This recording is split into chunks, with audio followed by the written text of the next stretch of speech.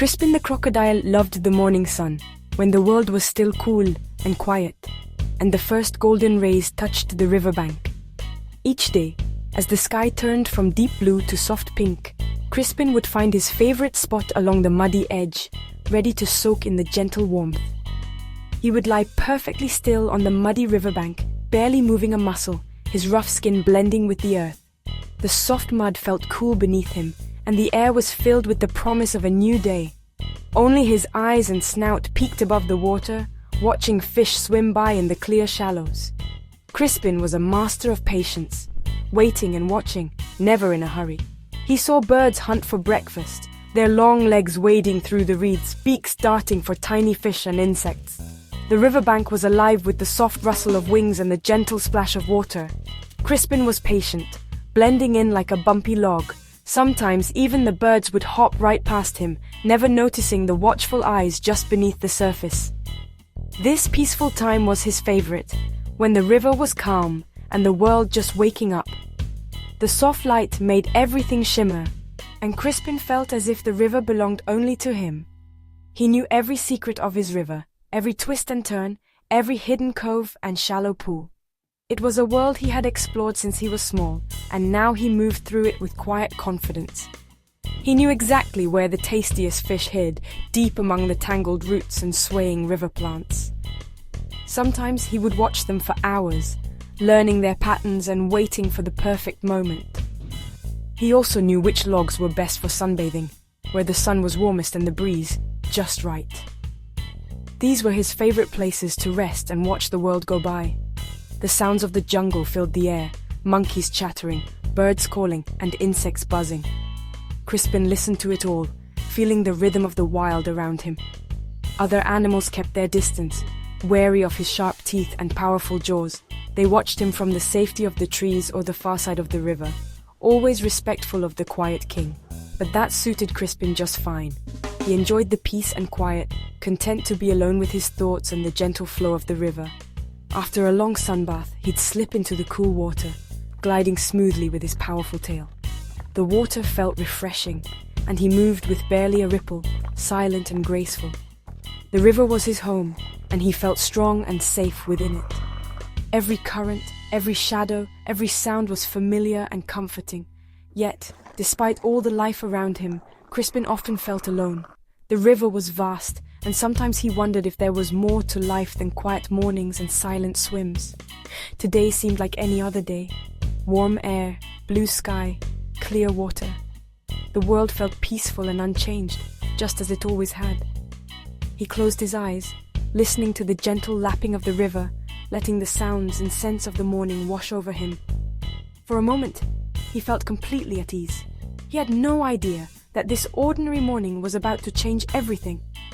Something new was coming, something that would make this day unlike any other.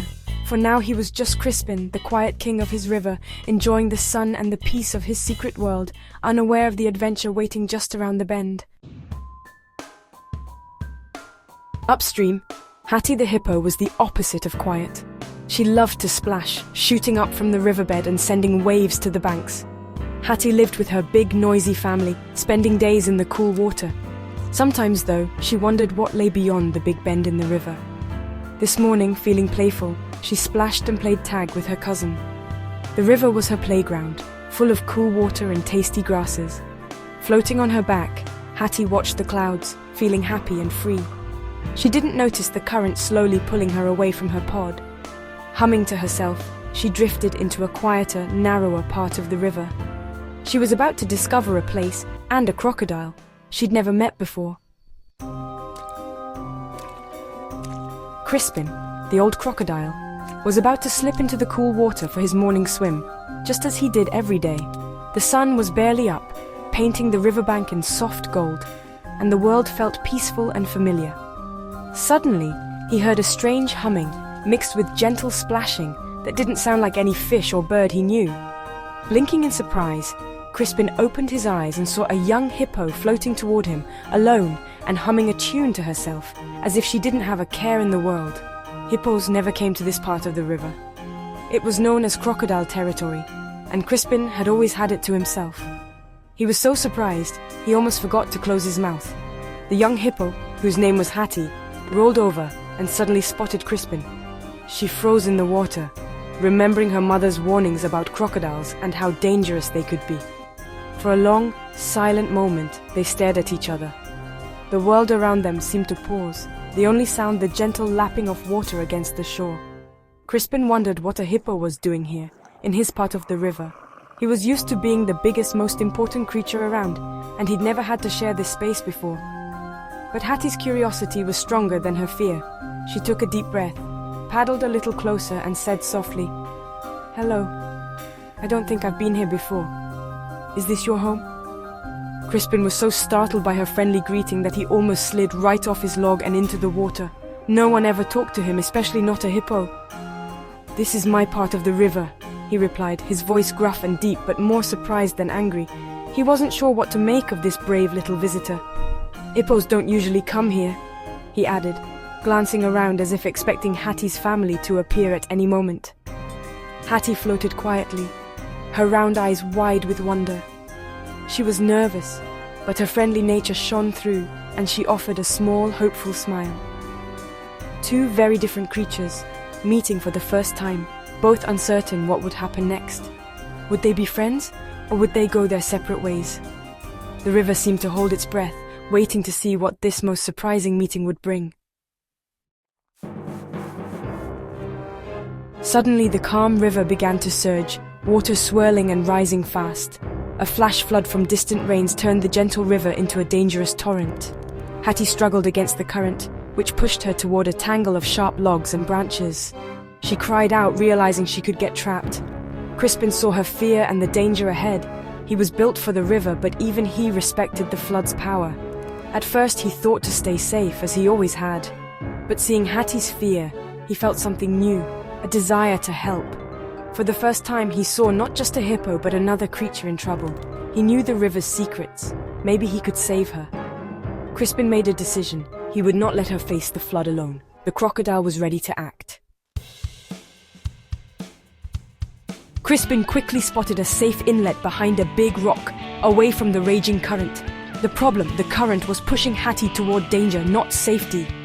He called out, "See that big rock? Get behind it!" Hattie saw the rock but couldn't reach it. The current was too strong. Crispin swam against the flood, moving closer. "I'll block the water for you. When I say go, swim as hard as you can to the rock." It was risky. He'd have to put himself between Hattie and the logjam. Hattie, scared but trusting, nodded.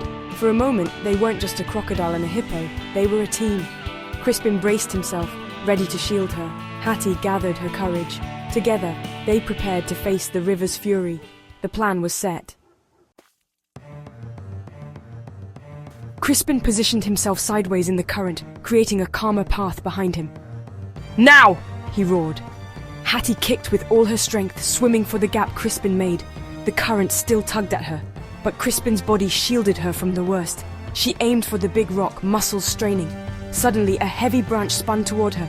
Crispin shifted, taking the hit on his tough back, holding his ground. That gave Hattie the moment she needed. With a final push, she reached the calm water behind the rock.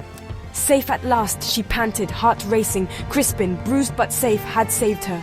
Hattie looked at him with gratitude and awe. The crocodile was her hero. In the quiet inlet, Crispin joined Hattie, both catching their breath. The sun warmed them as they floated, safe from the flood. Hattie turned to Crispin. "You saved me. Thank you." Crispin nodded, unused to thanks but warmed by her words. "You were brave too," he replied. As the river calmed, they talked about Hattie's playful family and Crispin's quiet mornings. They learned hippos and crocodiles were more than their reputations. When it was safe, Hattie said, "I should go back to my family." Crispin offered, "I'll swim with you to make sure you get back safely." Hattie smiled, happy to have a new friend. Their scary adventure had ended, but something wonderful had begun. Two unlikely friends, ready to face the river together. The sun set on a new friendship. Crispin swam beside Hattie as they returned upriver, the sunset painting the water. This time they swam as friends, not strangers. Crispin pointed out hidden wonders. Hattie shared her favorite plants and songs. At the big bend, Hattie's family waited, worried but overjoyed to see her. Hattie told them about the flood and how Crispin had saved her. The other hippos stared, unsure at first, but Hattie stood by her friend. "He is kind and brave," she said proudly. Slowly the hippos relaxed, and Hattie's mother thanked Crispin. For the first time, Crispin felt like he belonged. He promised to visit again, knowing he'd always enjoy his quiet mornings, but now with a friend nearby. As he swam home, the river felt less lonely. Friendship had changed everything. The river was full of new possibilities. The next morning, as the first golden rays of sunlight stretched across the river, Crispin basked in the gentle warmth. He lay still, his eyes half closed, but his mind was alert, watching for a familiar shape at the bend. The river felt different today, full of promise and hope. Soon he spotted Hattie and her cousin gliding through the shimmering water, their heads bobbing above the surface. He smiled, a wide, toothy crocodile smile as they swam toward him, their movements gentle and unhurried. "Good morning, Crispin," Hattie called out cheerfully, her voice echoing across the water. "We came to visit. We thought you might like some company." Crispin rumbled a happy hello, his deep voice vibrating through the sand. He was glad for the company, feeling a warmth inside that matched the sun on his scales. His quiet spot, once a place of solitude, now felt shared, not invaded. The gentle presence of his new friends made the riverbank feel more alive than ever before. The river was no longer divided by fear or suspicion. It had become a true home for all who lived there, a place where differences faded in the morning light. Crispin began to visit the hippo pod more often, and the hippos learned not to fear his sharp teeth or powerful tail. They saw the kindness in his eyes and welcomed him. Hattie and her friends visited Crispin's quiet spot, always careful not to splash too much or disturb his rest.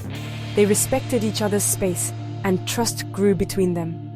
Together, they discovered that friendship could grow between the most different creatures, even those who once thought they could never get along. The crocodile and the hippo taught everyone a lesson. Kindness and courage matter far more than differences in shape, size, or even the sharpness of one's teeth. Crispin and Hattie remained the best of friends, sharing adventures, laughter, and quiet moments by the water's edge. Their bond inspired others to be brave and open-hearted. The river was happier for it, filled with the sounds of joyful splashes, gentle greetings, and the peaceful coexistence of many kinds of animals. And so, their unlikely friendship made the river a true home for all, where every creature belonged and every sunrise promised a new beginning.